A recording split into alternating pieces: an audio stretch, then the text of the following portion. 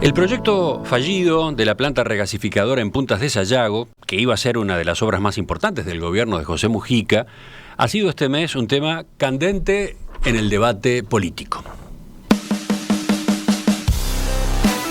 El punto de partida fue un estudio que realizó la consultora PwC, a pedido de UTE, sobre la contabilidad de Gas Sayago Sociedad Anónima, la empresa propiedad de UTE y ANCAP, que estaba a cargo de llevar adelante el proyecto de la regasificadora. Las conclusiones del trabajo, que estimaron pérdidas por 213 millones de dólares, fueron remitidas por UTE a Fiscalía. Desde entonces, varios jerarcas del gobierno, entre ellos el ministro de Industria, Energía y Minería, Omar Paganini, han señalado que la iniciativa era inviable desde el inicio. Y se han preguntado por qué, de todos modos, las autoridades frente amplistas decidieron seguir adelante engrosando las pérdidas. Pero también desde el Frente Amplio se escucharon reproches. Por ejemplo, el de Danilo Astori, ex vicepresidente, ex ministro de Economía, que señaló que la regasificadora fue un error importante, grande, de las dos últimas administraciones encabezadas por la izquierda. ¿Qué dicen quienes lideraron aquella propuesta? Hoy vamos a conversar con el ingeniero Gonzalo Casaravilla, expresidente de UTE, cuyo nombre ha estado en la discusión política en estos días y que hasta ahora no había aparecido en entrevistas. Ingeniero Casaravilla, buen día, gracias por acompañarnos. Buen día, muchas gracias, Cotelo, por la oportunidad. Como te comentaba, la última entrevista la hice contigo allá por marzo del 2020 y nos hemos mantenido al margen y creo que hoy podemos aportar algo a todo este debate, ¿no? Sí, usted no ha hablado, pero sí escribió una columna en Facebook. Me gustaría preguntarle algo sobre eso. Allí respondía a detalles de la auditoría de gestión que hizo PwC sobre Gas Sayago. Sostuvo que la divulgación de ese trabajo fue una movida de marketing. En dos palabras, ¿por qué? Y bueno, es lo que está pasando, digamos que de repente los temas aterrizan, tienen una movida mediática importante, después se apagan. Cuando el informe de PwC lo que hace es poner números. A partir de esos números se interpretan los números y se sacan conclusiones equivocadas, como que hubo una pérdida de 200 y pico millones de dólares.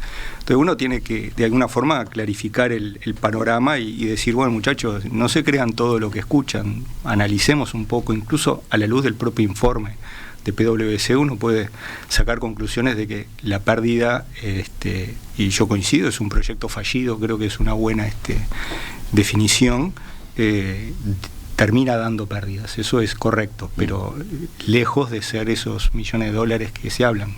Pero a ver, de nuevo, brevemente, ¿por qué la cifra no es correcta? Porque cuando uno tiene que analizar la pérdida de algo, tiene que comparar la situación previa con la situación posterior. Entonces, no solo tiene que considerar los gastos, también tiene que considerar quién puso la plata y cuál es la cuenta país al final del día. Entonces, si uno toma, y siendo muy rápido, digamos, los números incluso de ese informe de PwC, efectivamente hay unos gastos y endeudamiento documentado, está todo, porque si todo esto lo sabemos es porque estaba absolutamente documentado. De 213 millones de dólares es el gasto, pero si a eso no le sacamos los 100 millones de dólares que puso GNLS cuando ejecutamos la garantía del contrato, si no le sacamos los 8,8 millones de dólares que puso la garantía de la ejecución del contrato con NOAS, que es una plata que muestra la calidad de los contratos, porque ejecutamos todas las garantías de todos los contratos que tuvimos que ejecutar por incumplimiento.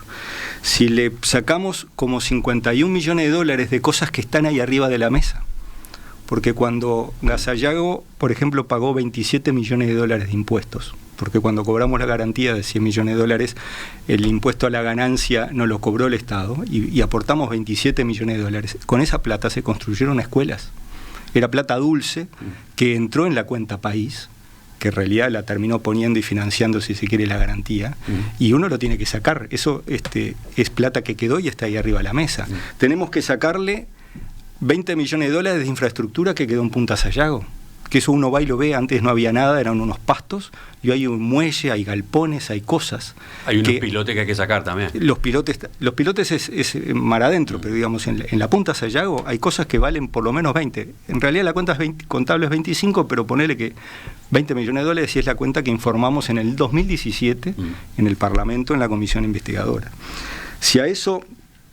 y cuando le decía que hay 51 millones de dólares de cosas tangibles, estaban los 27 millones de dólares que le decía de el aporte a impositivo, está lo que es los estudios técnicos, que hay como 8 millones de dólares, están como 5 o 6 millones de dólares que el camino de la Petiza que quedó construido en el cerro, y todo lo que es un pago que se hizo por una arena al banco, 10 millones de dólares que le dimos al puerto por arrendamiento de un lugar que era pasto, y le dimos 10 millones de dólares. Con eso yo puedo decir que construimos el muelle C.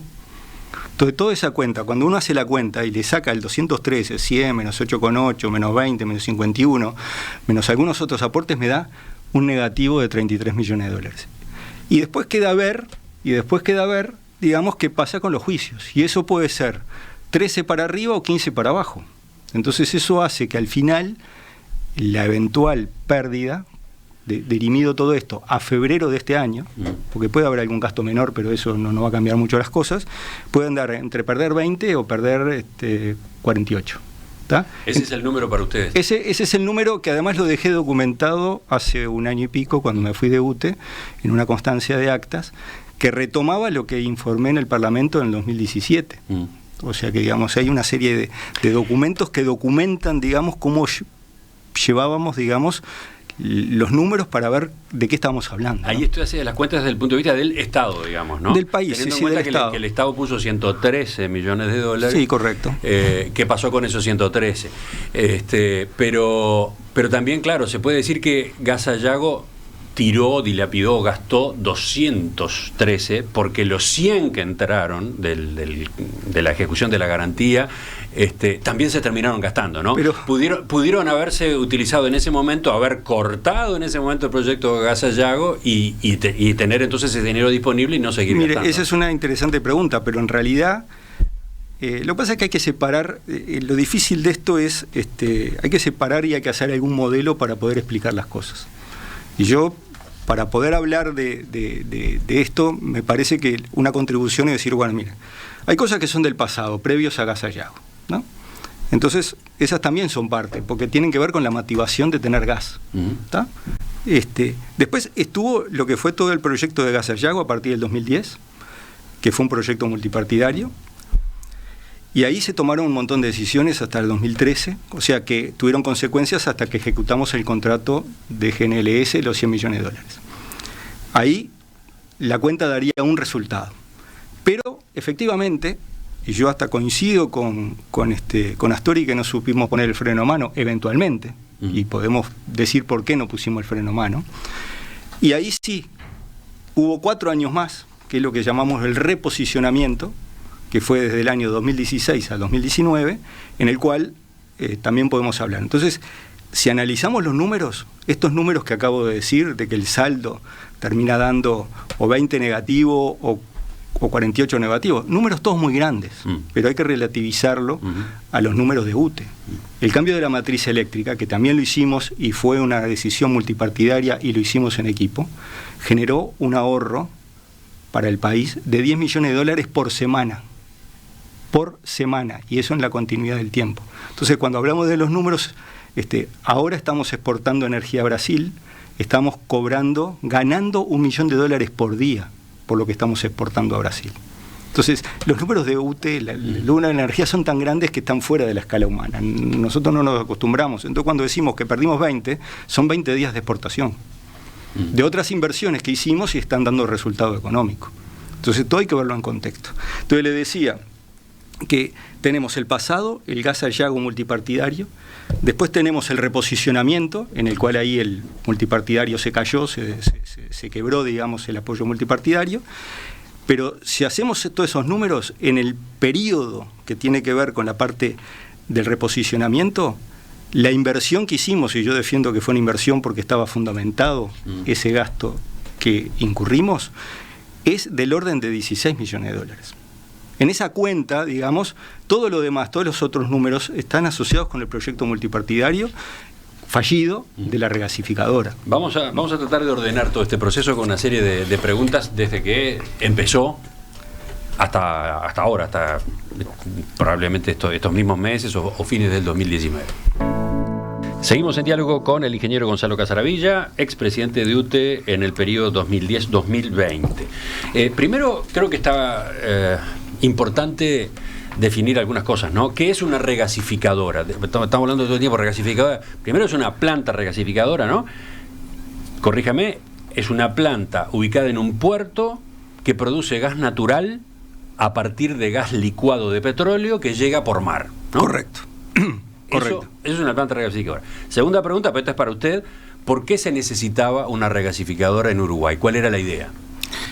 Capaz que para completar ahí me sale el ingeniero, pero el tema es que el gas en origen es gaseoso cuando uno lo saca de un pozo de África, no importa, de algún lado. ¿Para transportarlo se licúa? Para transportarlo lo que se hace es enfriarlo, se licúa, y eso le reduce el volumen 600 veces. Y cuando llega después y uno lo tiene líquido, lo único que tiene que hacer es calentarlo y se convierte de vuelta en gas y se multiplica el volumen de vuelta. Entonces, y para calentarlo lo que hace es usar el agua de mar. No me acuerdo de la temperatura, pero muy frío, a menos 200 grados, una temperatura muy baja. Cuando uno lo pone con 15 grados, que es el agua de mar, digamos, lo que hace es calentarse y bueno, se vaporiza de vuelta, ¿no? Y respecto a por qué tener gas, es desde siempre Uruguay quiso tener gas. Fue, digamos, todos los países les gusta tener gas, es un combustible fósil mejor que el combustible líquido, tiene muchas ventajas desde el punto de vista de la logística, eventualmente puede tener costos menores incluso, y además es más ameno para el medio ambiente, más ameno para las máquinas se deterioran menos, las máquinas eléctricas que generan, por tanto hay un montón de ventajas. Y de hecho, el Uruguay podría escribir libros y libros de intentos por tener gas. Y por eso ahora cuando hablaba del pasado, no hace tanto, hicimos un gasoducto con Argentina, compramos un predio en Casablanca, le pagamos a gasoductos entrerrianos un montón de plata para poder tener gas en el litoral y poder generar energía eléctrica. Todo eso, si uno hace la cuenta de lo que fue el intento anterior, números contables, hay un perjuicio como o una pérdida como de 200 millones de dólares. Son más o menos 60 UTE y 140 ANCAP. Usted está, ahí está pasando cuentas para el otro lado. No, pero lo que estoy diciendo que al Frente Amplio hubo dos proyectos para tener gas a Uruguay, el gasoducto Cruz del Sur. Es todo el mismo, digamos, y el del litoral. Y el del litoral que también resultaron fallidos. Y eso,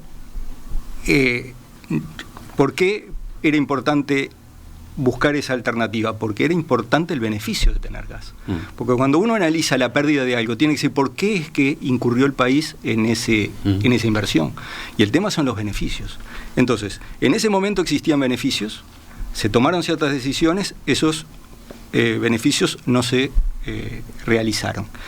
En el 2010 nos dimos un susto enorme, en el 2006 con la sequía, 2008 con la sequía, 2009 con la sequía, al grado tal que llegamos a una cosa fantástica, que fue el acuerdo multipartidario. En el 2010, cuando llegamos al acuerdo multipartidario, fue porque el susto despertó al mamado. Veníamos de una paliza que nos había dado el sector energético y nos dimos cuenta que había que construir política de Estado y nos pusimos de acuerdo en un montón de cosas. Que además, yo lo puedo decir con total conocimiento de causa, lo que nos permitió cambiar la matriz eléctrica del Uruguay. Y nos permitió hacer todo lo que hicimos en los años 10, 11, 12, 13, que ahí es donde tomamos todas las decisiones de la regasificadora, todas las decisiones de la interconexión con Brasil, todas las decisiones del cambio de matriz eléctrica, fue porque había un acuerdo multipartidario.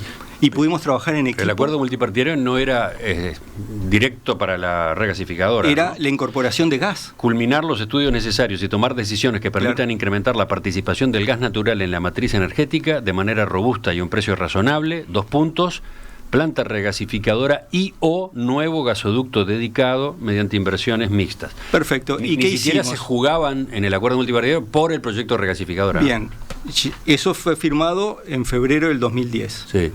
Llegamos al directorio de las empresas, ya venía bastante cocinado y avanzado el acuerdo con Argentina, no me acuerdo ahora con la empresa Sociedad Anónima de Argentina, que era el representante, digamos, era una empresa como... Enarsa. Enarsa. Entonces, ya estaba perfilado eso. Y bueno, y de ahí nos sentamos y dijimos, ¿qué hacemos, muchachos? Y vamos a la regasificadora. Y ahí creamos Gas Sayago. Bien. Y el directorio de Gas Sayago, el primer directorio de Gas Sayago, tuvo integración multipartidaria. El doctor Garchitorena integraba el directorio de Gas Sayago. Y el directorio ese fue el que decidió la contratación de personal, decidió todos los estudios técnicos que se hicieron, todo lo que tuvo que ver con el tema, hasta que firmamos el contrato, que fue votado en el directorio de UTE por unanimidad, votó con el voto del Partido Nacional. Me saco el sombrero con Garchitorena y Antía, que respetaron el código de un acuerdo y que votaron convencidos que era la solución, porque nadie vota algo, digamos, por mandato. Le pongo una pausa ahí y ordeno un poco, repaso para los oyentes, para que todos hagamos memoria, porque esto es largo y antiguo, ¿no? Mayo de 2013, Gas Sayago anuncia que oferta fue seleccionada para construir en Uruguay una planta regasificadora. Se opta por el consorcio GNLS, cuyos accionistas eran la francesa Gas de France Suez y la japonesa Marubeni. En la propuesta, ese consorcio se compromete a realizar las obras de una escollera de piedra y hormigón de 1.800 metros de largo a 2 kilómetros de la costa oeste de Montevideo, en Puntas de Sayago. Junto a ella se instalaba la regasificadora flotante, ese barco que debía recibir el gas licuado de otro buque, lo procesaba y lo dejaba pronto para el uso. Capacidad de almacenamiento, 267 millones de metros cúbicos. Inversión total, 1.125 millones de dólares. Las obras de construcción debían estar terminadas en marzo de 2015. El contrato establecía que la disponibilidad del barco regasificador era de 20 años.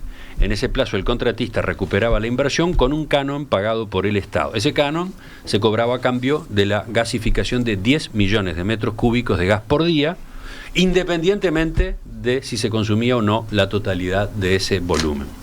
¿Algún otro dato que quiera agregar a ese resumen? Ese es un buen resumen de lo que fue el contrato que en definitiva terminamos firmando.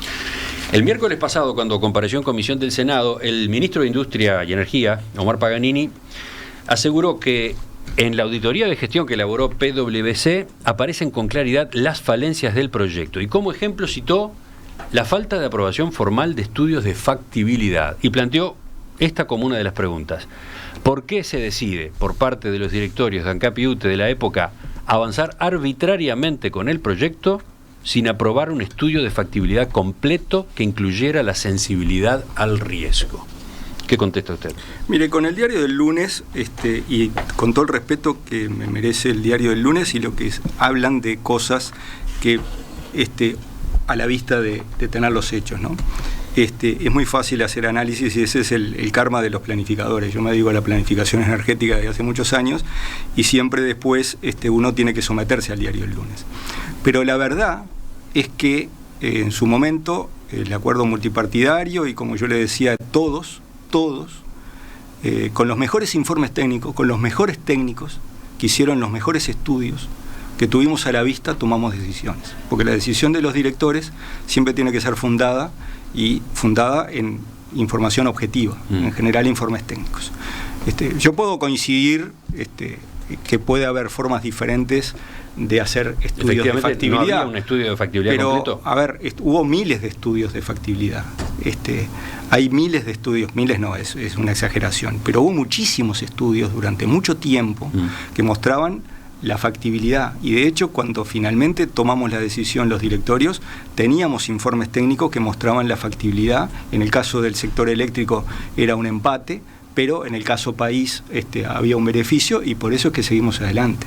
Y bueno, evidentemente uno después podría decir, ahora, que se podría haber hecho diferente o con una metodología diferente. Yo tomé nota, leí el informe, y me voy a referir a informe de PwC, en el cual hay como una especie de raconto de las mejores prácticas actuales, de cómo hacer esto y lo otro. En todo caso, lo bueno es trasladar eso a los equipos técnicos para que en todo caso vean si hay alguna oportunidad de incorporar algo en los procesos de elaboración de informes. Pero si nos equivocamos todos, pero eso no tiene que ser nunca una excusa. Eso siempre tiene que servirnos como aprendizaje. El ministro también planteó que son pocos los estudios que existen sin aprobación formal y que los ingresos estaban sobreestimados. Por ejemplo, el petróleo a $110 para todo el periodo. Entonces preguntó, ¿por qué las autoridades de la época insisten en subestimar los gastos cuando se tenían costos de inversión 84% superiores a los inicialmente planteados? Yo, de vuelta, digamos, en el momento que se tomaron las decisiones, y la tomamos todos, como yo le decía, teníamos los informes, teníamos los informes que hicieron los técnicos con la mejor información posible. Por ejemplo, hoy referirse al barril de petróleo a $110 como valor tendencial, digamos, era la información que teníamos en el 2008, 2009, 2010, 2011, 2012, 2013, hasta 2014. Y las decisiones nosotros las tomamos en el 13, ¿no? Entonces, y eso no es que lo diga Casaravilla, eso lo dice la agencia americana independiente de energía con sus proyecciones. Por supuesto que tenía valores tendenciales y tenía valores de mínima y valores de máxima. En planificación se toma decisiones en función del valor esperado y se hace un análisis de riesgo. Y con toda esa información toma decisiones. Pero al final, como no sabe lo que va a pasar, tiene que tomar en función del valor esperado. Y el valor esperado eran los $110. Eso está documentado y archidocumentado. Eso se hacía en el sector eléctrico, en cualquier sector, en todo el mundo. Evidentemente alguien había pronosticado que podía ser 50, pero si uno toma las decisiones como que el barril de petróleo iba a costar 50 y después resulta que se cumple la otra predicción, es que podía ser 150 a 200, quedó colgado muerto. Entonces uno tiene que tomar decisiones de riesgo, que siempre son decisiones de riesgo. Siempre hay una probabilidad de que las cosas no sean como uno las planificó. Y eso es lo que le está pasando al mundo, y le pasó siempre al mundo, pero ahora es más grave todavía, porque si uno no logra tomar decisiones, porque cuando las probabilidades no son las esperadas o las más deseadas, no se cumplen, a uno lo ejecutan. Ese es el problema que está teniendo el mundo caótico que tenemos hoy en día, en el cual la ansiedad está tomando, digamos, el estado de ánimo de los planificadores, la incertidumbre los está bloqueando y, en definitiva, tenemos sistemas muy frágiles, como fue el acuerdo multipartidario, que en determinado momento se rompió. ¿Y saben cuál es mi motivación ahora en este momento? Reconstruir el espíritu multipartidario. Porque si no logramos en el sector energético, que es demasiado importante como para dejarlo a la Bartola, no reconstruimos esa visión y construcción multipartidaria, nadie más va a tomar nunca decisiones. Enrique Iglesias me decía, no hay que vivir de los recuerdos, sino que hay que pensar en los proyectos. Eso me lo dijo muy poquito antes de irme de UTE. Y hoy mi preocupación es el futuro. ¿Cómo vamos a encarar el futuro? ¿Qué vamos a hacer con el gas? ¿Sigue habiendo un beneficio o no sigue habiendo un beneficio por tener gas? Bueno, usted se está adelantando a preguntas que eran para otro momento de la entrevista. Bueno, disculpe, no conozco las preguntas que me va a hacer. Porque claro, sobre el final era bueno mirar hacia adelante y usted algo ya está adelantando ahora. Le propongo que hagamos una pausa y nos detengamos después en uno de los aspectos que más se cuestionan. La rentabilidad del proyecto dependía de que Argentina comprara excedente de gas almacenado en la planta de Punta de Sayago, y eso al poco tiempo quedó claro que no era real. El proyecto fallido de la planta regasificadora en Puntas de Sayago, un tema candente del debate político a lo largo de este mes de junio, a partir de un estudio que el nuevo directorio de UTE le encargó a la consultora PwC.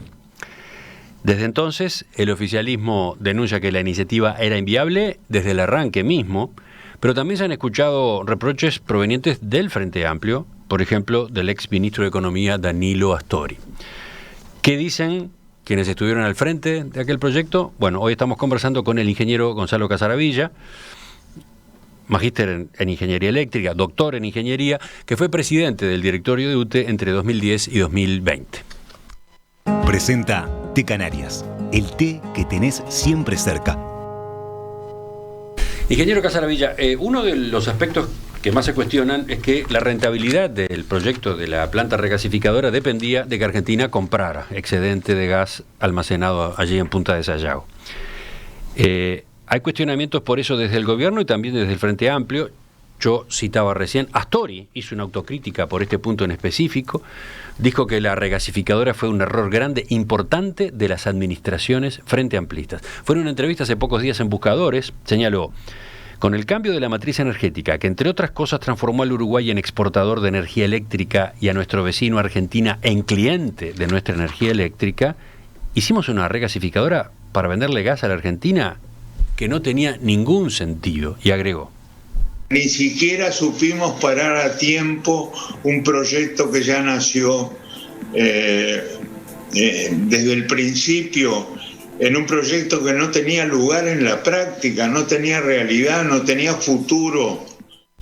¿Qué dice usted a propósito de este diagnóstico lapidario? Yo creo que esa parte no la del freno de tiempo, ¿no? Que eso podemos hablar, pero la parte, digamos, de que era un proyecto sin futuro, como yo dije, cuando tomamos finalmente la decisión en el 2013, era un proyecto que para el sector eléctrico empataba, no era un proyecto ¡wow!, espectacular, y cuando uno sí empezaba a poner la expectativa de exportación de gas, es donde los números realmente se iban bien para arriba. Entonces dice, bueno, si empato, digamos, sin Argentina, bueno, ese Argentina está ahí y puede llegar a ser que se desarrolle, y ahí es donde explotan los números y los beneficios son cuantiosos. Entonces, en definitiva, uno toma decisiones de riesgo. En todo caso, digamos, yo soy el primero en que trato de hacer un análisis de lo que pasó y generar autocríticas y aprender del pasado para no repetir errores eventuales. Pero él también fue protagonista durante esos años. Nada hubiese pasado si no venía la firma de economía, que es la que nos autorizaba todas las cosas.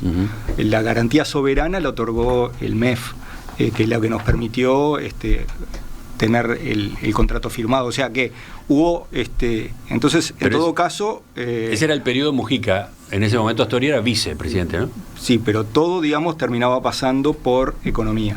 Y el equipo económico, dice usted, era el equipo de Astori. Digamos, todo terminaba pasando por economía. Pero de cualquier forma... Pero a ver, recordemos, 2011, Gas Sayago constituyó un consorcio con Enarsa, de Argentina, en el que se estableció como objetivo una capacidad de producción inicial de 10 millones de metros cúbicos diarios, y se obligó a cada parte a contratar para todos los días del año 50% de esa energía. Después, en agosto de 2013, ANCAP e YPF firmaron un memorándum de entendimiento para analizar la potencial exportación de gas natural uruguayo a territorio argentino. O sea, ya cambió, ¿no? Lo primero era un compromiso muy firme, lo segundo era una posibilidad. Ni siquiera ese compromiso después se concretó. Entonces, ¿no se estaba caminando sobre terreno poco seguro con esta dependencia de Argentina? De hecho, el proyecto de la regasificadora arranca en el 2007, donde se acuerda justamente avanzar en ese camino. Primer gobierno Vázquez. Cuando arrancó en el 2010, eso ya venía bastante delineado, incluso la asociación con Enarsa ya estaba bastante avanzada. Y sí, efectivamente Argentina es parte, digamos, y sigue siendo hoy. Cuando uno hoy analiza cuáles son los beneficios de cualquier cosa del sector eléctrico, analiza qué es lo que puede pasar con Argentina y ahora además qué es lo que puede pasar con Brasil, que estamos bien interconectados. Ahora, eso es parte de los análisis. El factor Argentina, siempre, si algo tiene como característica, es la inestabilidad, la inseguridad, la incertidumbre. Absolutamente. Con para atrás, para adelante. Y con Brasil también. La interconexión con Brasil, que fue una inversión 100% de Uruguay, la hicimos porque sabíamos que había un beneficio, pero es imposible cerrar acuerdos con los vecinos. Entonces, en definitiva, uno trata de planificar en tratar de no perder. Otra de las preguntas del ministro Paganini en comisión cuando estuvo la semana pasada: ¿por qué en el año 2012, cuando queda claro que Argentina no va a participar como socio, porque Argentina iba a ser socio en la regasificadora, ¿por qué cuando queda claro que Argentina no va a participar como socio, 2012, las autoridades de la época insisten en la viabilidad de la regasificadora? Bueno, los números están a la vista, hay un informe muy completo del Ministerio de Industria y Energía, después están los informes técnicos de los técnicos de UTE, y eso está en la resolución 13666, me la acuerdo de memoria, en el que están todos los documentos técnicos, todos los informes técnicos que llevan a UTE a tomar una decisión fundada respecto a la regasificadora, en el cual, como digo, los números eran en un escenario conservador que empataban. Después, claro, hoy el lunes podemos decir que le erramos en esto o en lo otro, pero tomamos una decisión que, de vuelta, además fue una decisión multipartidaria, porque esa decisión, ese contrato, como yo dije, el contrato con GNLS, que lo votamos por octubre del 2013, votó la oposición con nosotros, y de vuelta me saco el sombrero por el código que demostró, digamos, la oposición, respetando el acuerdo multipartidario, pero además, si alguien finalmente firma algo y vota algo, es porque está convencido de los argumentos que le trajeron. Pero había dudas. Yo estoy repasando. Y dudas siempre hay dudas. Pero estaba repasando en la prensa, por ejemplo, mayo de 2013, justamente el momento en que se firma, ¿no? En que se resuelve el contrato con GNLS. El líder de Alianza Nacional, Jorge Larrañaga, dice: la planta regasificadora no puede ser una aventura caprichosa. El país no está para arriesgar sin un mínimo de certeza, sin los debidos cuidados técnicos y blindajes políticos, dijo en un almuerzo de ADM. Por su lado, el diputado Jorge Gandini, de Alianza Nacional, decía: no solo hay poca información sobre el proceso que escogió el gobierno para construir la regasificadora, sino que, de acuerdo a información que manejan integrantes de su partido, el Partido Nacional, la conclusión es que no hay que hacer avanzar el proyecto tal cual está planteado. Mire, esto es mayo de 2013. Mayo de 2013 pasó que, digamos, que fue que, como usted dijo hace un rato, fue que en el proceso competitivo que se armó, se optó por GNLS, ¿tá? Y ahí hubo un error, si se quiere, y de manejo, que se anunció públicamente antes de que fuéramos a los directorios, y eso llevó a un enojo. Llevó un enojo circunstancial y que probablemente debe haber motivado muchas de estas salidas, ¿tá? Pero finalmente, cuando después vino estudiado y negociado el contrato y llegó a UTE, fue votado por unanimidad, ¿tá? Entonces, en definitiva, esos son los momentos que valen. Los momentos que se resuelven las cosas. A Enrique Antía, integrante por el Partido Nacional del directorio, que explicaba las dudas que tenía. Claro, si tenía dudas tendría que no haber votado. Porque uno, cuando vota convencido de que algo sirve o no sirve. Y si él está convencido de que no servía, tendría que haber votado negativamente. Así es como funciona. La responsabilidad de los directores es, digamos, votar o no votar. Pero si vota es porque está convencido, porque si no está prevaricando, está votando algo que está convencido que le hace daño a la empresa. Disculpen, usted dice que Antía votó. Yo tengo acá la entrevista que le hice a Antía el 17 de mayo. ¿De qué año? 2013. Y bueno, pero eso fue el momento en que se seleccionó con qué empresa negociar el contrato. Ahí no acompañó. Antía. Y no acompañó por ese tema, porque veníamos trabajando y él estaba muy bien informado, pero hubo una desinteligencia, si se quiere. Porque cuando yo lo llevo al directorio un martes de tarde, me acuerdo, al mediodía ya Mujica lo había anunciado. Y se enojó, y tenía razón. Y tenía razón. Entonces no la acompañó. Pero eso es un tema que no tiene que ver con el fundamento de la decisión. El fundamento de la decisión es que las decisiones importantes las tomamos todos levantando la mano. Vuelvo al tema. Y eso no es una excusa. Eso es, con la mejor información, los directores tomamos decisiones en función de si eso era bueno o era malo. Porque si era malo, teníamos que votar en contra. Y eso no pasó. Vuelvo al tema de dependencia de Argentina. Voy al año 2016. Unas declaraciones de Tabaré Vázquez que son sobre otra cosa, pero dice: Uruguay necesitaría como mucho de unos 2 millones de metros cúbicos por día. Y esta regasificadora estaría en el orden de 10 o 12 millones, por lo que tenemos un excedente de 10 millones. ¿Qué hacemos con ello? Tenemos que venderlo para que el proyecto sea redituable. Eso lo decía en 2016 cuando esto se seguía. Es el reposicionamiento, ¿no? La etapa de reposicionamiento. Pero no, voy a los números que maneja. Vázquez decía: se necesita alguien que compre ese excedente de 10. Entonces, y por eso es lo que hicimos. Cuando nosotros, a fines del 2015, vimos que se había abortado el proceso en el cual estábamos porque se cayó el contratista y ejecutamos todas las garantías, ¿tá? Entonces ahí dijimos: ¿qué hacemos? Tenemos esto avanzado. Nos preguntamos, ¿seguimos necesitando o sigue siendo interesante tener gas? Los estudios técnicos de esa época, estudios conservadores, nos informaban a los directores de UTE de que había un beneficio potencial de $300 millones en un escenario conservador. Entonces usted es director, tiene la información de que los técnicos le dicen que hay un beneficio potencial de $300 millones. Si a ese beneficio, que era estando solito, le agregábamos a Argentina, se iba a $475 millones. Y si además de vender la energía eléctrica le vendíamos gas, se iba a $660 millones. Ese era el informe técnico que teníamos en noviembre del 2015. Y uno tenía un proyecto que había fracasado por la ejecución de todos estos contratos que le decía, y tenía que tomar una decisión. Y ahí, efectivamente, y suscribo lo que dijo Vázquez, acá este partido ahora lo vamos a jugar tratando de ver que venga un tercero y que vea a ver si puede gestionar este riesgo que tenemos hacia adelante. Y es lo que hicimos. Hicimos primero una temporada abierta, en el cual dijimos, bueno, ¿quién quiere venir acá? En el medio se habían cobrado, o se estaban cobrando los $100 millones. Y lo cobramos ahí sobre fines del 2015. Sí, recordemos, 2015, OAS, la compañía constructora elegida por GNLS, correcto, se retira de las obras. OAS tiene por una Lavallato se le cayó, claro, murió todo, digamos, todo, en toda Sudamérica. Todo el escándalo de Lavallato en Brasil, sí, Odebrecht, etcétera, cae, se viene abajo la compañía y ahí OAS, ejecutamos los $100 millones. Se retira de las obras, las deja medio terminar, se ejecuta la garantía, entran $100 millones a Gas Sayago Sociedad Anónima.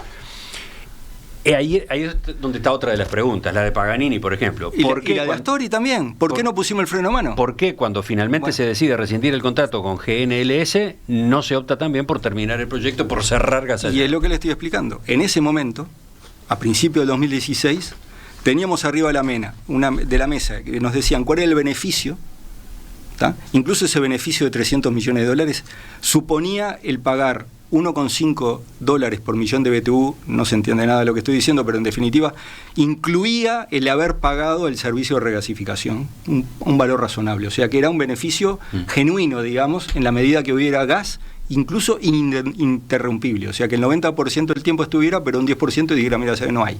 O sea, en unas condiciones bastante conservadoras. Era un beneficio tangible ahí arriba de la mesa.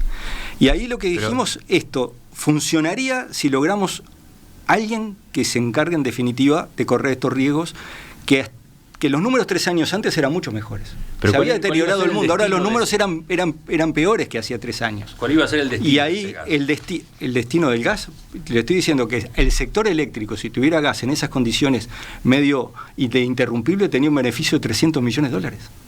Pero ¿Sabe cuánto gastamos el año pasado? ¿No había avanzado ya enormemente la diversificación de la matriz energética? ¿Sabe cuánto gastamos el año pasado de combustible? De energía eólica. ¿Sabe cuánto gastamos? $100 millones. Sí. $100 millones gastamos el año pasado.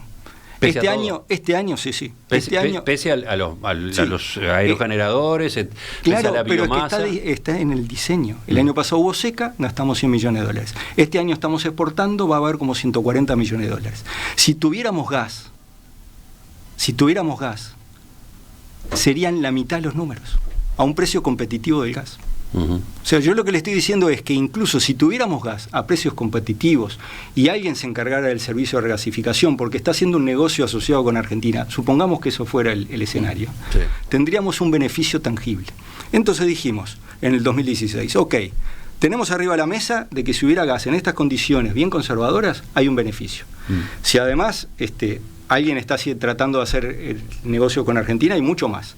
Bueno, pongamos a la venta o pongamos a disposición la capacidad de lo que queda del proyecto. Hicimos una temporada abierta, absolutamente competitiva, y se presentó un privado. Shell.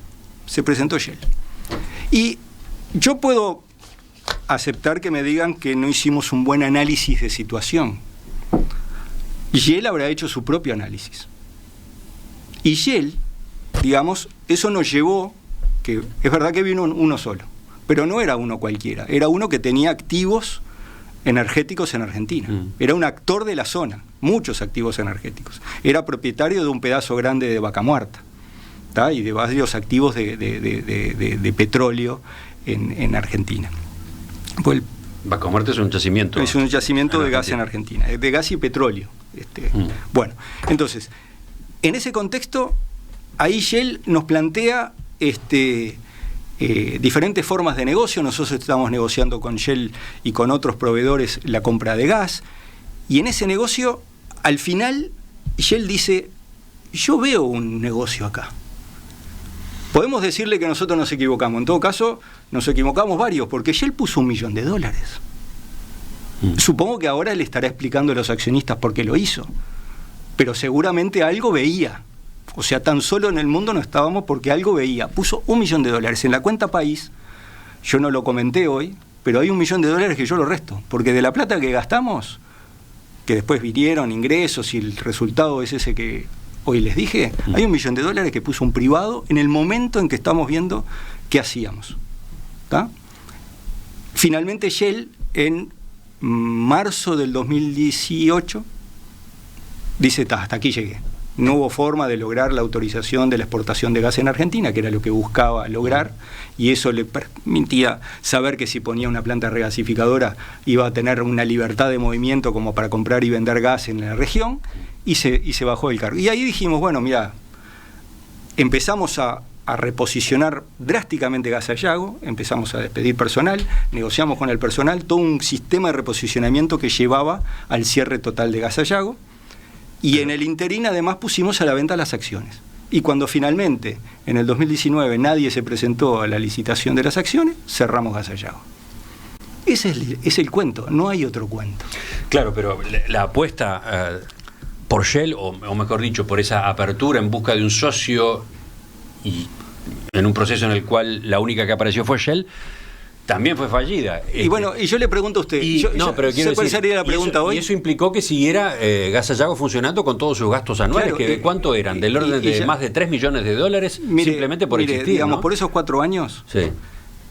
Hubo 3 fuentes de gastos asociados a esos 4 años, que es la preocupación de por qué no pusimos el freno a mano y por qué, cuál es el costo asociado con eso. Y de vuelta, la zanahoria era una zanahoria de un mínimo de $300 millones y podía ser mucho más en otros escenarios. Ahí tuvimos 3 categorías de gastos. Uno que tenía que ver con los estudios que había que hacer para mantener vivo todo eso. ¿Tá? Ahí hay como $10 millones, de los cuales 4, hay como 10, de los cuales 4 en realidad son estudios de geotécnicas que son útiles en cualquier forma. Yo ya lo puse en la cuenta de aquellos que eran estudios útiles. ¿Tá? Después hay como $5 millones de gastos de funcionamiento, salarios y arrendamiento de las oficinas y todo lo que sea. Y después tenemos un par de millones de dólares de lo que era el mantenimiento del permiso ambiental. Eso es esa plata. Pero esa plata tiene como contrapartida la apuesta a capturar esos $300 millones. Incluso yo ahora podría hacer la pregunta, si no hubiésemos hecho eso: ¿y por qué usted, en ese escenario, con toda la información que tenía, teniendo un beneficio potencial de $300 millones como mínimo, agarró y tiró todo al diablo? Porque es como todas las apuestas. Cuando hicimos las apuestas del cambio de la matriz eléctrica, teníamos un beneficio y lo capturamos y lo tenemos $10 millones por semana, es el beneficio del cambio de la matriz eléctrica. Bien, ese salió bien. Ahora, yo tenía que ver si invertía $10 millones más o $10 millones menos para tratar de capturar $300 millones. La pregunta podría ser al revés. La responsabilidad que le cabían a los directores si no hubiesen apostado un poquito más. Tratar de tener la temporada abierta, tratar de vender las acciones. Yo creo que igual, yo soy muy ansioso. Y yo creo que fuimos más lentos de lo que yo hubiese querido. Que el freno de mano se tuvo que haber puesto antes. No, tendríamos que haber apretado un poquito más el freno de mano, porque lo que hicimos en 4 años yo creo que deberíamos haberlo hecho en 2.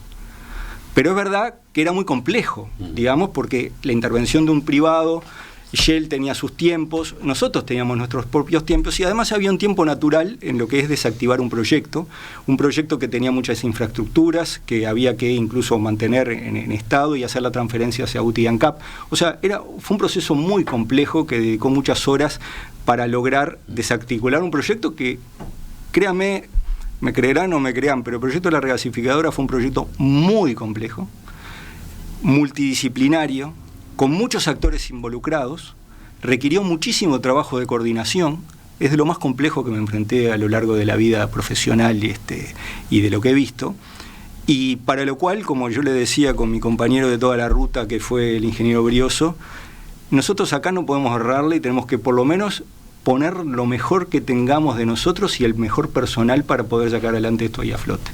Y bueno, y esa fue la apuesta. Bueno, y todo eso, digamos, llevó a que efectivamente fuera un proyecto fallido, que dio los números que dio, y ahora la pregunta es, ¿cómo seguimos? Bueno, de eso hablamos en el final corto que nos queda para esta entrevista. Ya volvemos con el ingeniero Gonzalo Casaravilla. Ingeniero Casaravilla, llegamos al final. Y antes de plantearle alguna pregunta para adelante, me llama la atención, después de haber escuchado sus argumentos, sus razones, que no mencionó para nada Aratirí, el proyecto Aratirí, frustrado también, un proyecto privado en aquel caso. La planta regasificadora, la viabilidad de la regasificadora no dependía para nada del consumo extraordinario de energía eléctrica que en principio implicaba Aratirí. No, yo nunca lo vi así, no. Digo, Aratirí lo que hacía es aumentar o disminuir la demanda, y bueno, sí, de alguna forma impactaría en el beneficio del sector eléctrico, porque el sector eléctrico, si bien cambió la matriz, necesita igual el respaldo térmico, y por tanto hay consumo de combustible fósil necesariamente en la matriz uruguaya. Pero es de segundo orden el impacto, digamos, no es de primer orden. Es un impacto de segundo orden porque, bueno, efectivamente hace que la demanda crezca más rápido. Pero la receta de Uruguay es que a medida que crece la demanda se instalan renovables no convencionales. Y la cuota parte de la parte fósil, digamos, no se ve tan impactada por el tema, digamos, por ese tema. Si uno hace la cuenta, efectivamente hay un impacto, pero nunca lo vi tan directamente asociado. Lo que Aratirí cambió es que bajó la demanda de acuerdo a lo proyectado en el 2013, 14, que era donde estábamos también tomando decisiones, ¿no? ¿Va a concurrir al Parlamento si lo citan? Se habló de crear incluso una nueva comisión investigadora, pero independientemente de eso, la comisión sectorial del Senado está trabajando en el tema. Sí, yo estoy a las órdenes, digamos. Evidentemente, la comisión investigadora realmente, yo creo que no debe haber el informe de la comisión investigadora, que lo puede uno bajar del Parlamento. Creo que es una radiografía absolutamente completa de todo lo que fue el proyecto, porque además lo bueno es que fueron todos a declarar a la comisión investigadora. Después, cuando fue a la justicia, hubo muy pocas personas que fueron a declarar, digamos, porque después no sé ni en qué está el trámite. Pero en la comisión investigadora, que tiene un informe muy completo, fue todo el mundo, todos los actores, todos, de oposición, del gobierno, de UTE, de ANCAP, de Casayago, todos. Y ahí está una versión de todo. Incluso en el propio Parlamento hay 9 cajas con toda la información documental, absolutamente toda la que había hasta octubre del 2017, cuando se llevaron las cajas, porque si hoy estamos hablando con un nivel de detalle muy grande de qué es lo que pasó, es porque está absolutamente de toda forma transparente documentado. Y este debate nuevo, que incluye la posibilidad de una nueva acción judicial, de una nueva investigación en la justicia penal, ¿qué deja? Usted puede llegar a terminar citado en los juzgados, pero independientemente de eso, ¿qué conclusiones saca mirando hacia adelante? Bueno, yo, digamos, por supuesto me siento tranquilo de la gestión, porque todas las resoluciones que tomamos las tomamos fundadas y convencidos. O sea, desde el punto de vista, si se quiere, moral y ético, estoy tranquilo. Evidentemente, a nadie le gusta, digamos, terminar en un juzgado, ni mucho menos, y menos a mi familia, digamos. Y yo lo que tengo una preocupación, pensando en el futuro, ¿no? El sector energético es, como le decía, muy importante. Y hay que construir política de Estado. Y yo lo que veo es que se quebró la posibilidad. Hay que recuperar, hay que agarrar los pedacitos del piso y juntar de vuelta el espíritu multipartidario, al menos en el sector eléctrico, que permita tomar decisiones. Realmente, hoy sigue habiendo un beneficio por tener gas. Tenemos una experiencia pasada, perdimos 200 millones. Tenemos una experiencia reciente, perdimos capaz que 50 millones. ¿Tá? ¿Aprendimos de todo eso? Usted insiste en poner en las cuentas experiencias anteriores a los gobiernos del Frente Amplio. Es que es importante entender que el deseo de tener gas es algo que hace muchos años lo estamos persiguiendo y no le hemos encontrado la vuelta. Y la pregunta es hoy, ¿sigue habiendo un beneficio? Por ejemplo, hoy, si uno hiciera algún procedimiento, ¿el gobierno actual va a plantear algo? Capaz que no lo plantea porque, claro, con todo este bagaje de discusión que tenemos, alguien prefiere no hacer nada, pero capaz que no es la decisión, capaz que hay que sentarse y ver qué hacer. ¿Qué vamos a hacer con el tema del gas? ¿Qué vamos a hacer con las exportaciones?